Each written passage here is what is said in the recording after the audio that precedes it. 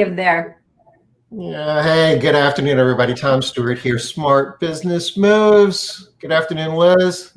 Hey, Tom. We got a special guest today, Nina Buescher. Hey, everybody. Good job, Tom. There we go. Nina is a friend of ours. Successful foundations participant, I guess a couple of times, runs a rocking business in Raleigh, North Carolina. She's going to be talking to us today about work-life balance and the experiences that she's been through over the last several years, starting off a cleaning business from scratch at a really early age and building it to a very impressive size. I mean, she's got a really, really sound business, and balancing that with family and other obligations. And she'll tell that story, but there's a lot to be learned there. It's going to be good. You want to talk about real quick, Tom? I didn't tell Nina about comments. Nina, on the right-hand side of your screen, you see where it says private chat. There's another tab that says comment. Yeah. You'll be able to see. Perfect. Hi, Sarah and Dawn. Thanks for watching. Hey, y'all. All righty. Run us through, Tom. What we got? Well, Nina's with us today. Who's CC Michael? Oh, gosh. Cece's friend as well. Cece was part of our team at Castle Keepers and Cleaning Business Today and Cleaning Business Builder, and has since gone on to do a lot of interesting work in the field of real estate. She manages real estate offices as a coach and works with agencies all over the world, actually. She's got more degrees than, we don't have enough time to talk about that because we only have an hour and we need to give Nina a little bit of time to talk. But she's a talent. She's going to be talking to us about leadership fundamentals. And, Liz and I talk about this from time to time. There's so much to be learned by people who come in from a different business perspective. Like, we know what we know running cleaning businesses, but you can get some insight, a lot of insight actually, from people taking a problem from a different angle. So I would encourage you to come see Cece with us tomorrow. Wednesday, deal day. And I don't know how many deals we have, but we got a bunch that are going to be lined up. And this is an opportunity to hear from vendors who sell products and services to house cleaning businesses. And you're going to get a deal through Smart Business Moves you're not going to be able to find anywhere else, where at the end of the call on Wednesday through end of day Friday, about 48 hours, you have an opportunity to get those products and services at a very special deal. And then Thursday, we've got On the Spot, and we will have a guest Thursday for On the Spot. And we typically have a hint at this point as to who that guest is. All right. So today's hint is tricky. So I just want you to think of DC Comics. That's it. That's all I got for you today. In the one yesterday, or I guess Thursday. Yeah, Thursday. Good job, Tom. Was it was that he has one of the most impressive comic collections of anybody I know. I think that was it. Something like that. It's close. Yeah, I think it was it. Yeah. And so this person is known for more than comics. I want you guys to think. So anybody out there who's into comics, we can spend bring all your comic book questions on Friday or Thursday. No, don't. Yeah. And Liz and our special guest and myself will answer your comic book questions. Look at that. Marlo says that we're all looking beautiful. Thank you, Marlo. You're Nina is especially looking beautiful since she's got a little bit more work-life balance going on there. Yeah. Right. Yeah. It really has made a difference, right, Nina? Yeah, definitely. Nina's making us all look good, because a lot of times we have guests that, people are complimentary, but looking beautiful isn't part of the thought process. So. No doubt. I'm sorry, but I keep cleaning my teeth in here. So I'm going to try not to do that. I keep doing it. It's hard. All right. So Nina, why don't you give us like a quick rundown of, how you got into this business and, how things have just gone for you over the years, and you're overworking and underworking and all that good stuff. Perfect. Yeah. So I guess I'll start. I'm just turned 27 in June. I've been in business about 6 years. So I started the day before I turned 21, and I was in school for civil engineering, pursuing an engineering degree. And I'm a 99D, 99I. And when I want something or have an idea, I go for it. And I just kind of gotten the idea of starting a cleaning business. I knew nobody with a cleaning business. I knew nothing about cleaning. I wasn't even a good cleaner. So I'm really thankful for the people who let me clean their house when I started. But I started really young and I knew nothing. It was a blessing that I started so young because I didn't have a lot to lose. But I worked, it was a decision I made. I worked 7 jobs to save up $100,000 because I was always told that cash is king in business. And it's something that I never wanted to be put in a position where I would have to compromise. Say we scratched someone's floors and insurance didn't cover it or something. I never wanted to be in a position where I compromise doing the right thing because I didn't have the money, or not being able to pay my bills because I paid my staff when I didn't get paid from a client, something like that. So I saved up money, and that money was actually what I used to come to Foundations. It was really hard. I didn't have any kids at the time. I was really young, 20. So I had that energy of a young 20-year-old. So that was great. But it was very, very, I worked 60 to 80 hours a week, probably constantly. And I did that for a long time. And it wasn't until when I went to Foundations, we were at about $275,000 a year. It's going back. It feels like forever ago. That seemed like a long time ago. Yeah, so we were really small, and I just remember, I love to talk, but I remember being at Foundations and just being enamored by how smart everyone was there. Uh-oh. And I felt like everyone knew so much, and they had so much. Nina got stuck. What was that? Liz, did you say something? You got stuck for a minute there. Oh, yeah, you got stuck for a minute there. You got stuck where you said, I like to talk a lot. Yeah, so I like to talk a lot. And Foundations was a experience where I felt like I didn't say much at all because I was so enamored by how smart everyone was and just their skill set. And was just trying to sponge it all in. It was the first time I had heard about systems and all of the stuff. I had no idea how to run a business. And going through all that material was just life-changing for me. And that's why I have come back to Foundations every year, because it was just, and I'm not trying to give y'all a Foundations plug, but I knew nothing about business. So I never had a professional job. And I was young and just trying to figure out, how do you do this and how do you be successful? Because I'm working really hard right now and I don't want to keep working this hard forever.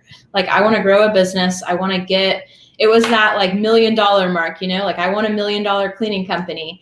And so what you don't know, you need to find out. So I started reading books, getting in mentorship groups, plugging in with y'all. Liz, I had you come visit my business. And I would say one of the biggest takeaways from Foundation was the idea of the Valley of Despair. Tom, you want to explain that? No, you go ahead. Okay.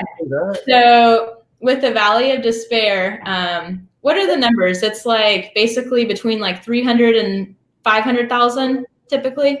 And those numbers shift around a little bit too, depending on the everything else. Just a general concept. Yeah. So the concept of it just is that you are at a revenue point where you can no longer handle everything by yourself, but you need someone in the office. But it's like, you can't really afford, like if you hire someone to be in the office, you're going to take a big pay cut. So it's that idea of just pushing through, because with economies of scale, with more sales, you now have more margins, and you're able to pay someone to help take all of that administrative work off of you, or that management work off of you. And so just having that concept of the valley of despair, like revenue metric, made me realize that, okay, this isn't a forever thing. I am working a ton right now, but I can push through this and it's going to be hard to get through this, because I wasn't going to hire someone to come help me because I needed that money. Well, that's what I thought. That's what I told myself. I was like, I can't afford this. Like, I have to pay myself, right? Like, you own a business to pay yourself typically. But I was like, I just have to push through this, and eventually I'll be out and I'll be able to have that management team so that I can have that work-life balance. Because I think it would be wrong for me to say that you can have work-life balance at any stage in your business. I think there's a lot of like sweat equity that I had to put into it to get it to the spot that it's gotten to now. I didn't go into the office today. I didn't even tell my staff I wasn't going into the office. I did work remotely, but now I kind of have a little bit more freedom, and I was able to take 4 weeks off this summer where I didn't work at all, So we finally did get to that like $85,000, $1 million mark. And I just realized that it wasn't what I thought it was. That's kind of depressing. But it was like, man, so now I have this like $1 million cleaning company, right? Like, I got to this 85,000 a month. Like, that's my run rate. That's so cool. But I wasn't happy. And I was still working. I had management in place, but I was still working a ton. And what I realized was like, I'm a business owner so that I can enjoy my life. And so like, I love that freedom, the freedom that, like, business ownership is insanely challenging, and it's not for everyone, but there's a freedom that comes with it. You get to be your own boss. You get to make your own decisions. You have to deal with the consequences of bad choices and not being held accountable by others. But it was something that, like, I just wanted that life. I wanted to be able to have freedom in my life to go do things, I was working every night, every weekend, 24/7. If I was awake, I was working. I didn't have friends. I recently got divorced. Well, I'm not divorced yet, but I'm going through a separation right now, and with the intention of divorce. And like, I mean, one of our big issues in marriage was just, working all the time. I was always gone. And owning a business is hard. But I think that you have to prioritize what's important to you and figure out your why and make a plan. So that's kind of what I've done. And I'm not perfect. So tell us what you mean by that. What's your why? What do you mean by why? What's your plan? Yeah. So, well, first off, I have not mastered this. I just can say that my life is dramatically better now than it was any of the years prior. So I kind of look at like, what do I want? Like, what's important to me? What brings me joy? What's my favorite part of owning a business? So if you would have asked me that maybe like 8 months ago, I wouldn't have been able to answer that. But now if Liz was like, hey, Nina, what's your favorite part of owning a business? I could tell you, being a boss, being someone that employs people. I love my clients. And when I started and I was doing all the cleaning, it was like all about my clients, like I had such great relationships with them. I wanted to make them happy, but it's like, you can only clean by yourself for so long. And as you grow, you can't take care of, we have probably 300 clients that we service every month. Like, I can't take care of 300 people. So my passion kind of shifted, and I started realizing, if I take care of my employees, my employees can take care of their 50 clients a piece way easier than I can take care of 300. So just like providing a good job in the community was something that was really, really, really important to me. And that's something that I love. I love culture. I love celebrating birthdays and events and accomplishments. Like I love being the cheerleader of my business. And what I don't love is the scheduling, the rescheduling, the estimates, all of like the customer service like stuff. Like that's I can do it because I had to for a while, but it's not my favorite thing. And so I sat back and I was looking at, okay, what do I want? I have a 3-year-old boy. I can tell you until this year, I was rarely in his life. I mean, I would be at home at 7 o'clock. He would be in bed at 8:30. On the weekends, I would a lot of times work on Saturdays. I saw him maybe 10 hours a week. And this is my son, you know, he's only a baby for so long.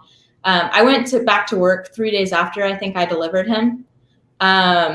And so it was just, I wanted to be in his life, and I couldn't take back the 2.5 years I had lost, but I could be present now and going forward. So I wanted that. I wanted to lose weight. I was almost 230 pounds. And it just kept packing on with the stresses of owning a business and, feeling like I didn't have the time to cook or, buy healthy food or prepare healthy food or meal prep. It was all about convenience. So I was just super unhappy, gaining all this weight, working my tail off, but just not satisfied in life. Like I had no friends at the time. I mentioned that before.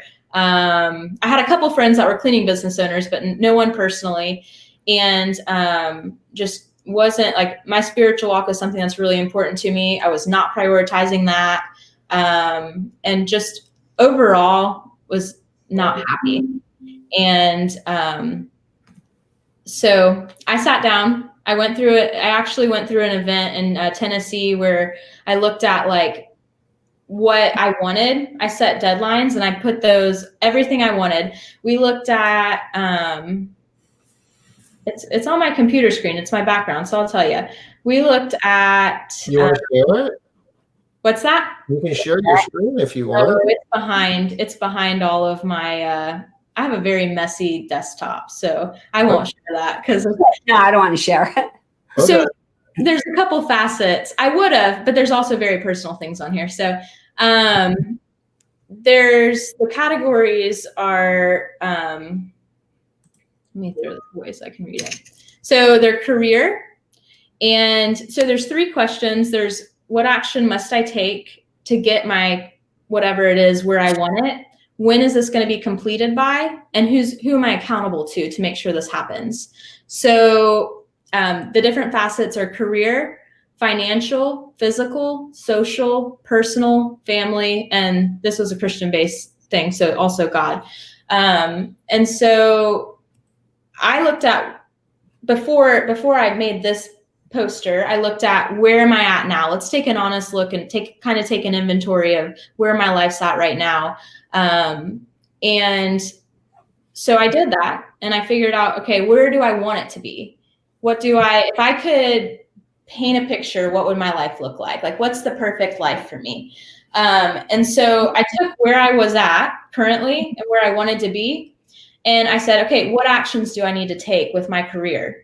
And I'll share those with you. So one of them was develop my leadership skills. I'm a young 20-year-old, so I've never been in leadership, and I love to please people, and I love saying yes and not making people upset with me. And so that was an area I needed to grow in. And also in this program, they talk about like killing the leadership crazy cycle, meaning that you're so reactionary to everything, and you're always just like doing a lot of things that you really should be delegating so that you can work on your business and not in it. Hire and develop my key people. At this time, I didn't have solid A players in my business, in my office. I wanted to work on culture and improve communication with my staff, with my clients, just all over. And I wanted to, in my career, ensure that I trained well. So I take what I wanted and then I put, make it a SMART goal. So put deadlines on it, find someone that's going to hold you accountable to this so that you can check in on a consistent basis. Like, hey, this is what I'm trying to be doing. And then like Liz, I'm in her Success MMA group, and she's really good at being like, okay, Nina, why didn't you do this? Because you said you were going to do this, right? So just that accountability is awesome. It's really hard answering that question, isn't it? I hate it when she does that to me. It's like, okay, so why didn't I make a business budget? It's just because I didn't want to, typically. And that's the hard part about being self-employed, is you don't have a boss to make you do the stuff that you have to do that you don't want to do. So that is hard. Yeah. That is hard. Yeah. So, go ahead. Go ahead. Continue on with your plan, Nina. I said you were working. So, and this, like, looking at, like, just taking the facet of, like, I have a couple things written down,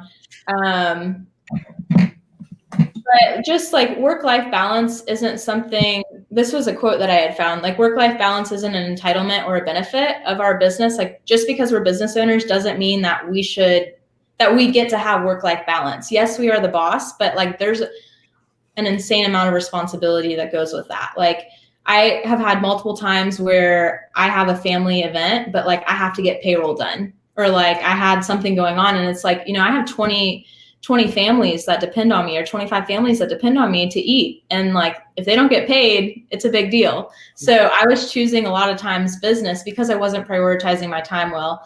But basically, like, your company can't give it to you. It's something that you have to create yourself. And it's not easy.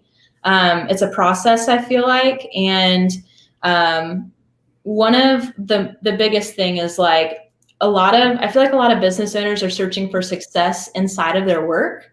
And that's what I was doing. But what I realized was that I might be like pushing at work and like, let's get it done. Like, let's get to our next revenue goal. Let's hire the next 10 people or whatever. But let's make the business the best it is. But like, if I'm not happy at home, which I wasn't, it came into my business with me. And just sitting down and like looking at all of those different facets, the career, financial, physical, social, personal, family, and God for me, like I was so business focused that like, I didn't even realize that I didn't have a personal life, and it's okay if you don't want one, but like I wanted one. And it's like, I could never do it because I was so busy running that hamster wheel of owning a business. But just sitting down and going, okay, where am I at in these 5 areas? Where do I want to be? What do I need to do to get there? And who's holding me accountable to it? Doing that has allowed me to, I had 60 pounds to lose. I'm down about 35 now. Good job, girl. I'm an emotional eater. I'm a stress eater. Emotional in the sense that like when things are good and when they're happy, like I want to celebrate with like ice cream, right?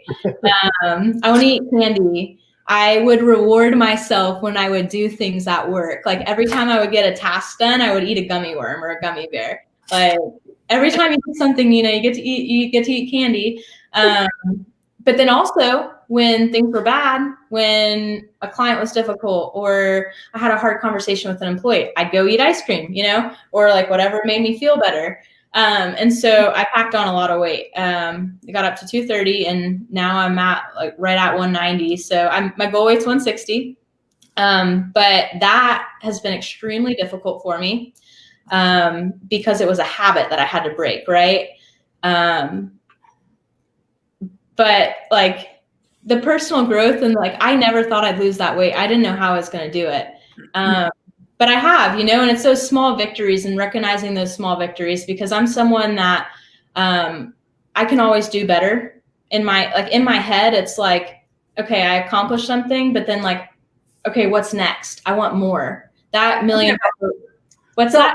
So help me out, Nina. So you're always seeing, so this is a couple of things about you is you're always driving, you always want better.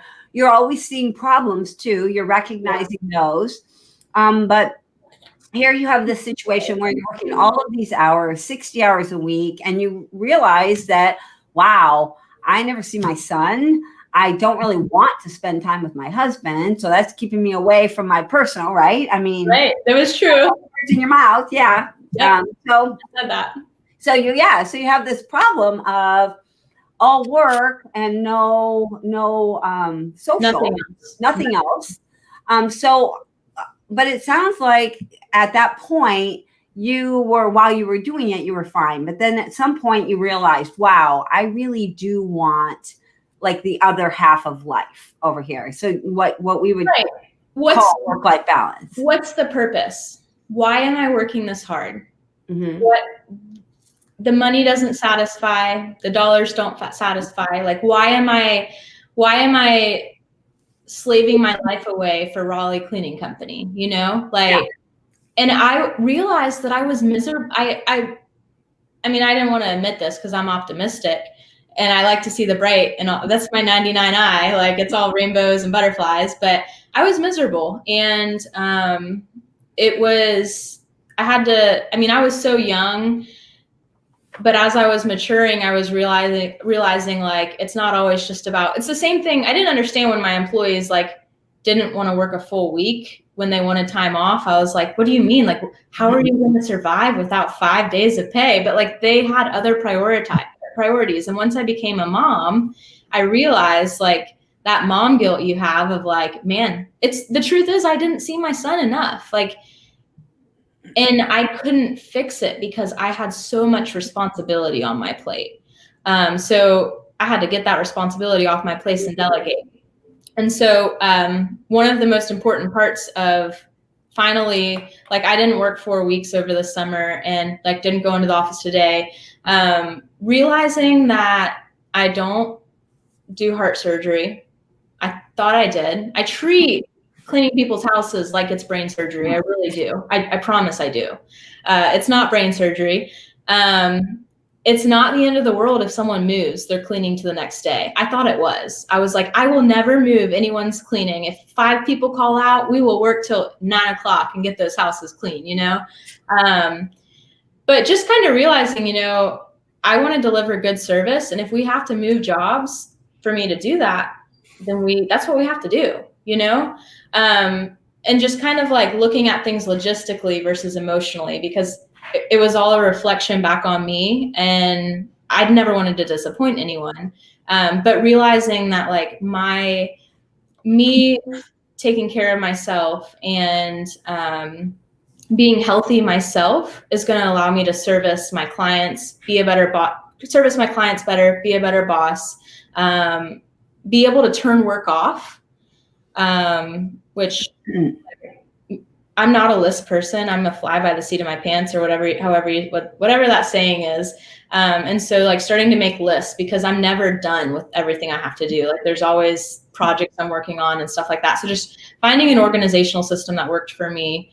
All right, so let's talk about that a little bit, because earlier we were talking about that it's not really about getting all the lists done or getting all the stuff done, and not about setting necessarily, in your case, priorities, but you really needed to set some stronger boundaries. Right. Yeah. Balance, right? That's right. I think that comes into play a lot with people. It's like all of these ideas are running around in everybody's heads, right? Like, yes, I don't ever want to upset my customers. And yeah, I know it's not brain surgery, but it's kind of that important because I'm trying to grow my business, blah, blah, blah. Right. So while you've got all of this stuff going on, and so you didn't set any boundaries initially. It was like just all work and really no personal. And you're like, wow, I've got this son. I'm pretty sure his name is James. I think, yeah. How old is he? When's his birthday? Yeah. So how did you start transitioning? Like, how did you start setting boundaries? Where did you begin? And what were some of the boundaries that were like really mushy or really hard for you to set? Talk to us a little bit about that boundary setting. Yeah. Define, when we say boundaries, just kind of define that. Make sure that we're all on the same page. Okay. Me or Liz define boundaries? You. Okay. Sounds good. So, I mean, boundaries are set by the person who is setting them. and typically they're communicated to other people. So for me, like, I didn't want to work nights and weekends. That was one of the first things I took off. It was like, there's things I had to do because it was hard for me not to. I was constantly on my phone. Yes. I still kind of am constantly on my phone, but it's getting better. And it was just something that I had to just figure out. So at first I figured out what I wanted. And then it was like, okay, so to get there, what do I have to do? And that's where you kind of set your boundary of, I'm not going to work on nights and weekends. Now, how am I going to do that? I got rid of my cell phone number. My personal cell phone was my business number when I first started. I got a business line. I picked Ring Central because I could the phone does not ring after 5 o'clock. Like, you go to voicemail. We don't get notifications. I mean, I can go in and see the text messages, but we don't get notifications after 5 o'clock. Just setting the precedence with my clients of, hey, we're open Monday through Friday, 8 to 5. So these are the times that we're going to respond to you. That was like one of the biggest first steps I took. And so how long did it take you to actually stop looking at your phone at 7 o'clock at night or on the weekend? Like, what can people reasonably expect? Was this something that you're just like, okay, on Friday night, you just decided, okay, I'm not working nights and weekends anymore. And now on Monday, that's it, I'm done. Or are we still working on that? Yeah. Good point. So I actually would say I'm not working on that anymore. I typically don't work nights or weekends. I've got a really strong, one of the things is I didn't understand the value of getting good help in my office. So I actually hired an operations manager, and I talked to people in the industry before I hired him, and everyone was like, you're crazy because you pay him so much. Like, I mean, it's a normal salary, but he's worth every penny. And bringing him in to take the financial side of everything off of my plate was huge. But like I said earlier, I had to push really hard. And I mean, when I first hired him, it was a big financial cut to what I made, right? But it's that choice. And I thought of it more of as an investment versus an expense. So I'm going to invest this money into this person, this key person in my business, with the expectation. And I told him this when I hired him, hey, in a year, this is where we need to be. We need to grow to the $1 million revenue mark, because I hired him when we were right around 800,000 a year. So we need to be at least in the $1 million revenue mark. We had anticipated before COVID closing at 1.3 this year. And I mean, I'm like I said earlier, like I just turned 27. And so I didn't have the skill set or the experience. And so for me, because I didn't have that, I had to hire someone who did, and that costs money. So just getting key people that I could delegate to and that I trusted, that were A players, because I've had office staff that didn't do a good job, and you have to let them go. It's hard, but you have to protect your business. And a lot of times that is when you get rid of those bad apples, or people who aren't performing and are putting Liz tells this story about monkeys, and it's like, we all have all these responsibilities that are our monkeys, and my staff were throwing these monkeys on top of me, and I already have my own monkeys to deal with, and I'm barely taking care of them, but when they're throwing all their monkeys at me to take care of too, it's just it's a cluster zoo, you know? And so it was crazy. And it was wild. She saw it because she came to my business for a week, and it was like, what are we doing here? You know, like, I am going to probably die at like 30 because I'm working myself to death. Yeah. But yeah, just getting those key people was really important for me. And once that happened, once I got those day-to-day operations kind of like off my plate, I was able to really sit back and focus on my life as a whole, right? Versus, and I put in some hard work, but I had every intention of working through that valley of despair to get to a place that I could enjoy my life, you know? And so Marlo, I'll answer that in a private message because he might watch this. So it's more than a lot of people do. So, but you know, he was a business banker. He had experience running a corporate background. He was actually a consultant I had brought on to help me with my finances, and very high C, super smart, just wise. And so that voice of reason as an impulsive 22-year-old was something I needed, you know, worth every penny, you know. And then we actually got an amazing scheduling manager who I met through an ARCC. So she knew about me because she met me at an ARCC convention. And when she interviewed with us, I was like, you know me? Like, I felt so like, woohoo, somebody knows me. But she has been just a godsend. Like, she's phenomenal. She cares a ton.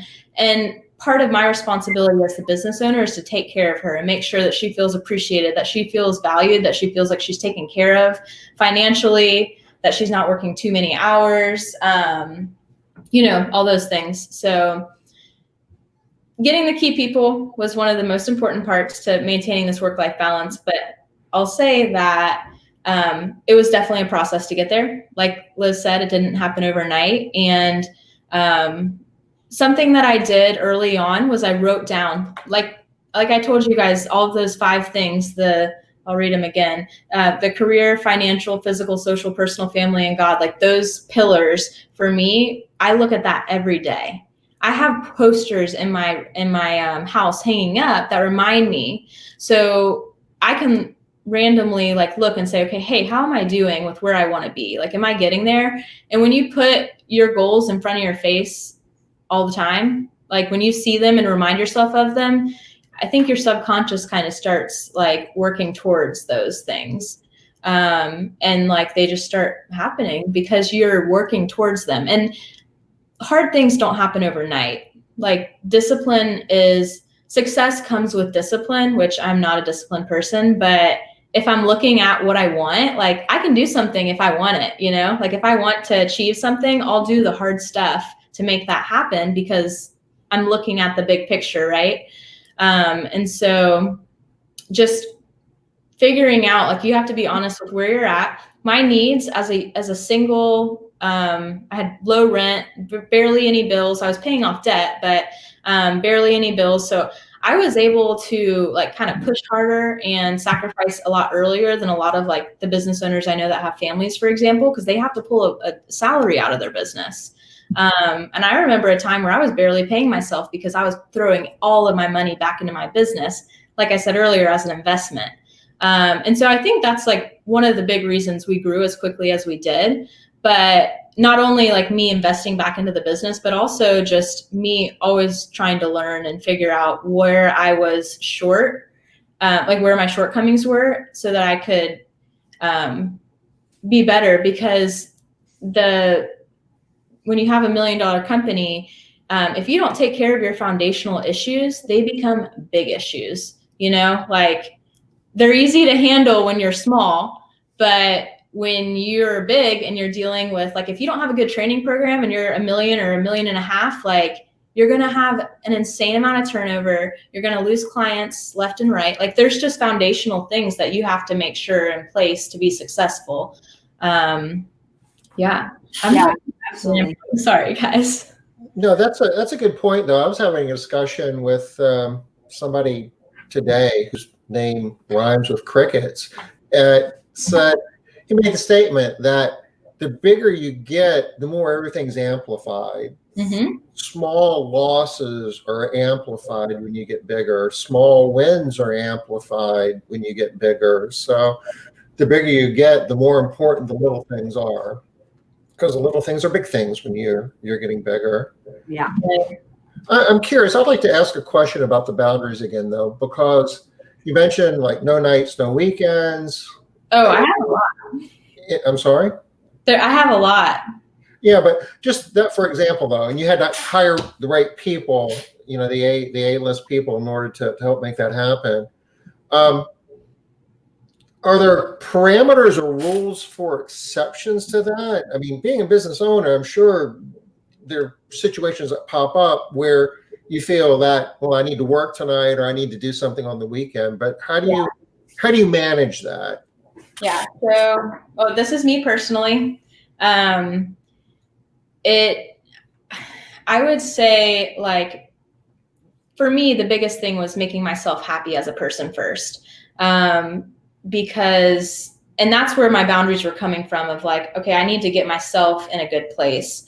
And I had more boundaries that actually had to be made on the personal side of things. Like my business encompassed my life.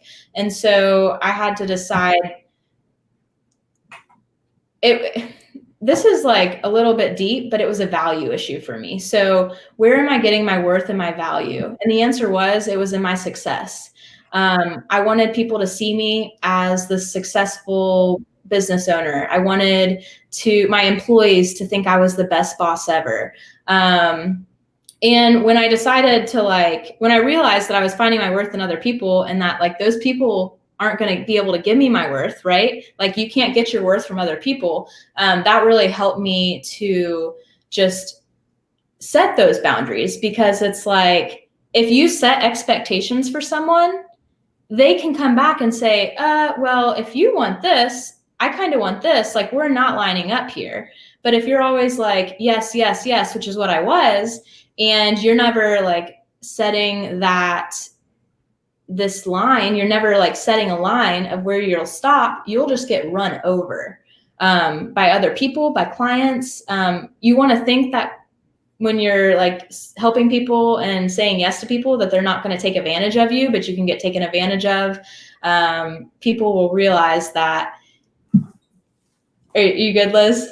So I'm just trying to figure out. So then how do you decide, yes, for this case, I think it's worth it to work this weekend. I'm going to work all weekend long for this thing without screwing up your work-life balance thing. How do you decide when it is a good idea to work on the weekend or to work in the evening? Return on investment. I mean, I go back, that's like, I'm always looking at that ROI, and what's this going to, back to those like pillars, like, is this going to compromise my family? Is this going to compromise my personal life?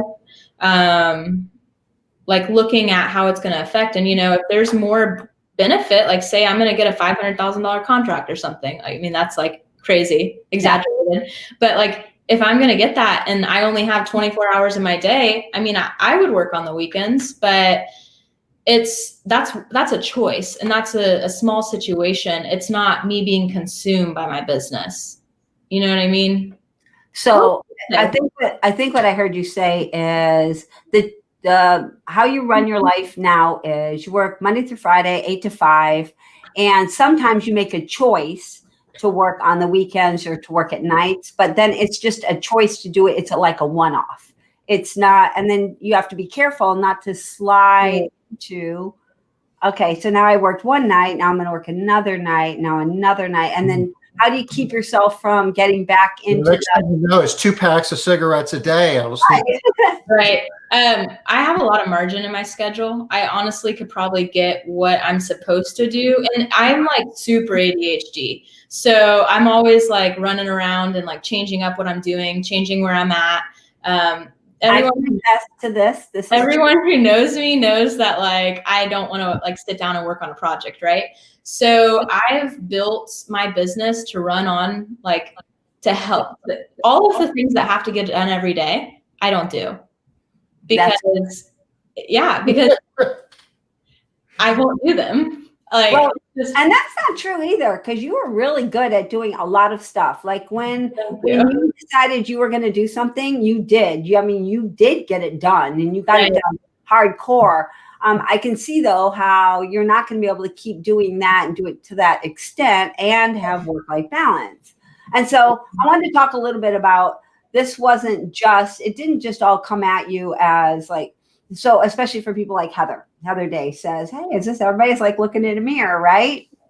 That it's not just for most people. And I think for you as well, Nina, but correct me if I'm wrong.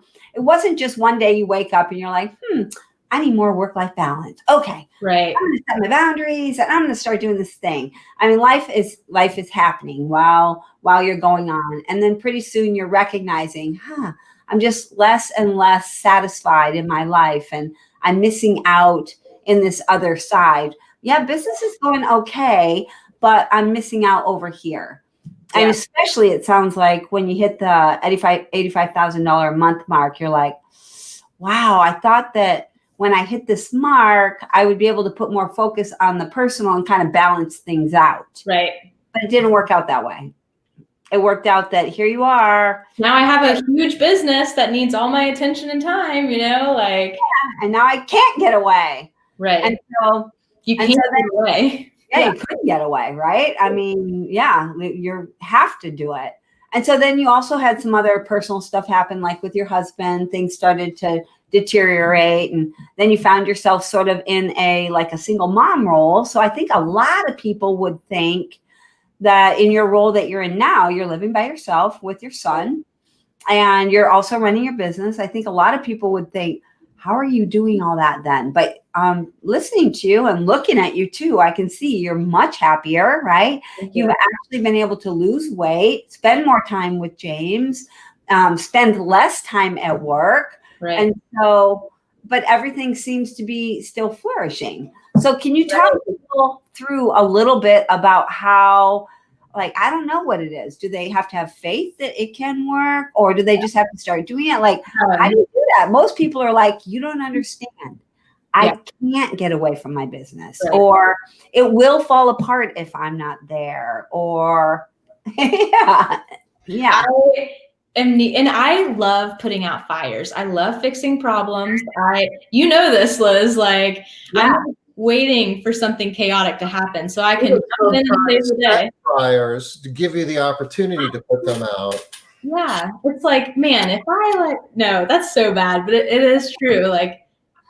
That was where, remember the worth thing. So I was finding my worth in being that success person, being the person I wanted to be, what held it together. And right. Then I realized that I can't do this at scale. I can't do this with $1 million company. I have to be happy, and I can't keep just living my life and not having, not being a mom, I have to be able to be a mom. I want to have friends, all of those things. And so, what I will say is it was delegation. And I really struggled because I was so young and I had never been in I never really had a manager that told me what to do. And then I did those things and then they held me accountable. But it was setting key results for your positions in your office or the people you're delegating to. So what is the expectation of this role?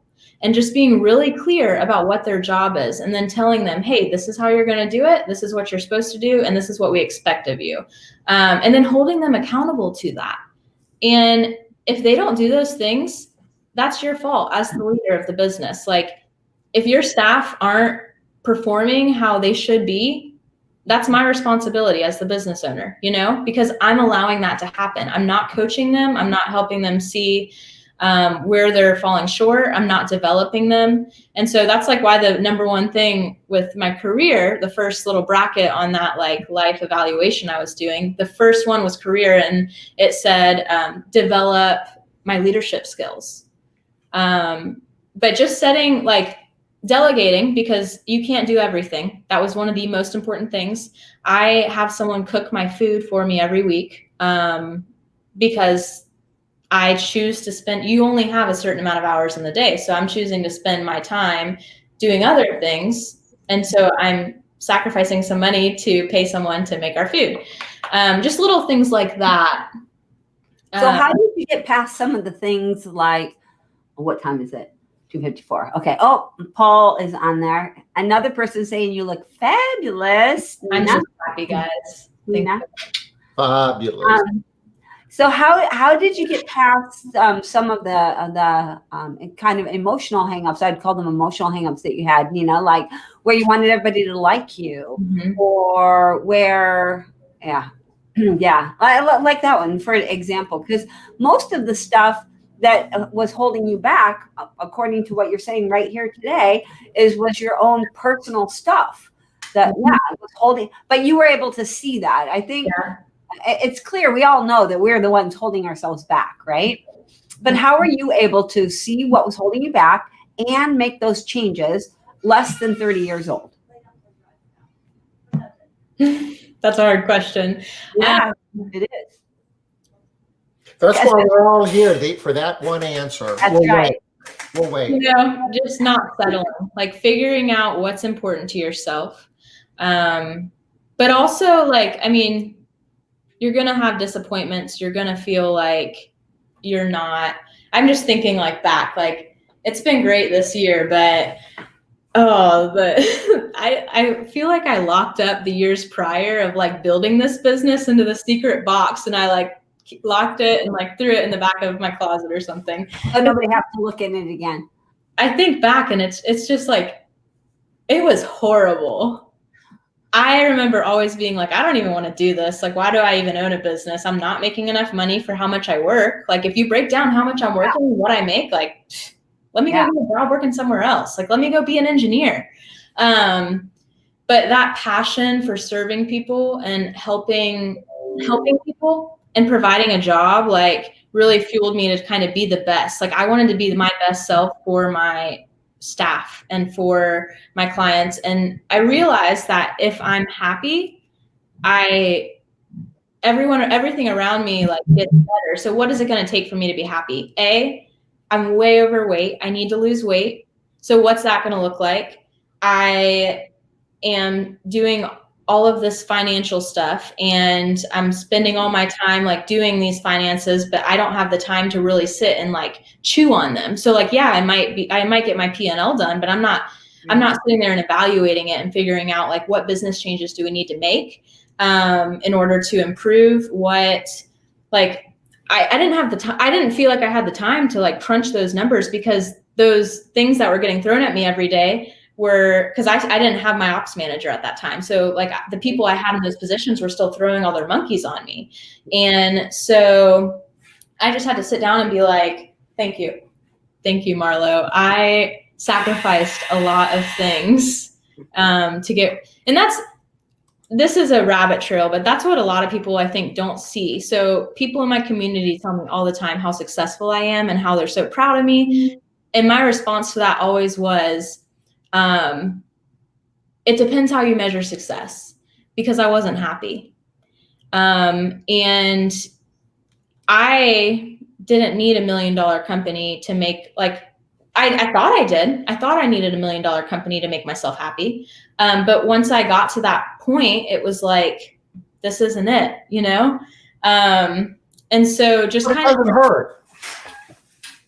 Yeah. It doesn't hurt. It's still nice, you know. Listen to us, economically motivated. Raise your hands. Tom, raise your hand. Yeah, right. I get you, definitely. And having the resources to be able to hire people, it's great. But yeah, just like back to your question, Liz, like just kind of figuring out what I wanted and then like making the plan to get there. And my ADHD was it really was just a decision. You just were like, okay, what was important to me before was that people like me. What's important to me now is that I am able to see my son. And if some people don't like me as much, I'm just going to have to be okay with that. Right. Yep. I think I was living my life for other people. And for their happiness and their, like, I was constantly doing everything to make my clients happy, make my, ex-husband now happy, make my, employees happy. So I was always so focused on those other people that, you know, I ended up being like, man, if I keep on this trajectory, I saw how bad it was going to be. Like, if I keep on this trajectory of keeping everyone else happy around me, I'm going to end up burned out. And I got to that point. I took a 4, like, to where you just don't even care. You know, it's like, I work so much and you're just unsatisfied. And I think what brings happiness, like Tom likes to go fishing on Fridays. Like, do you still fish on Fridays, Tom? I try. Right. And that's something that he told me when I had a itty bitty little business, and like just trying to kind of do things for yourself so that you have, like, moms always talk about, you got to take care of yourself, right? So you can be a good mom. So you have the energy to be a good mom to your kids, or to be a good wife or business owner or whatever. So it's just that concept of like pouring into yourself and keeping yourself full so that you have a well to give out, you can't pour from an empty cup, right? So yeah. You got your oxygen mask on first before you're giving it to anybody else. Right. Nina, this is really awesome. I mean, we've worked together for a number of years, and you're extremely bright and talented, but you're pulling it all together now. And I was like, but no, I mean, it was there was a time, and you know what I'm talking about, Nina. It's like, oh, I'll tell them. Tom was so hard on me. He made me cry multiple times. Oh, because he would say, Nina, you are capable of so much more, but you're making excuses, right? That was it pretty much. And like, you're holding yourself back. Yeah. Made you cry. I don't know about that. Okay. Made me cry a few times. Anyway. But it's because I was trying to help. Yeah, you see it worked. But to be fair, I made her cry too. Yeah. It's not that hard. Yeah. You often like make me cry, like just, yeah. It's not that hard, yeah.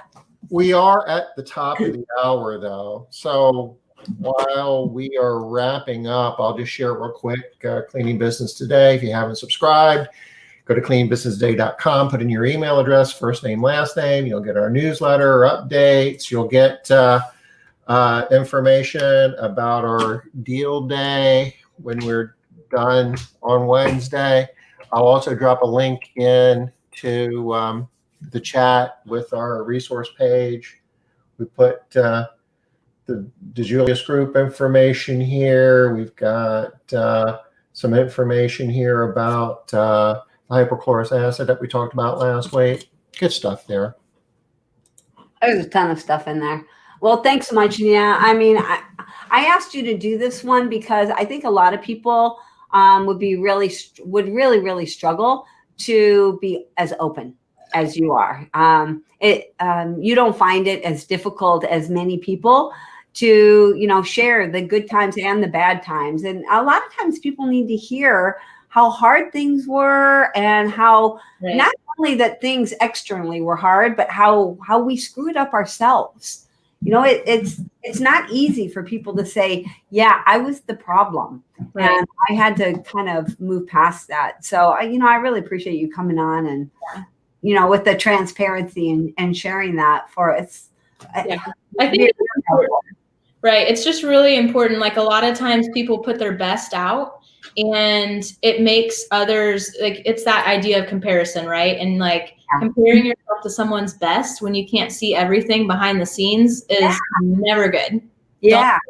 Agreed. Oh my gosh. That's a great thing to end on right there. Her name of her company, Eloisa, is Raleigh Cleaning Company in Raleigh, North Carolina. So thanks again, Nina. Thank you. We'll be back here tomorrow, 5 o'clock Eastern. CC Michael. We'll learn a lot of neat stuff about leadership and other things too. You guys are on now, Nina, because now your next stage, right? Like increase more leadership stuff. Yep, that's it. I'll be on. We'll see you tomorrow. Bye, guys. Bye, y'all.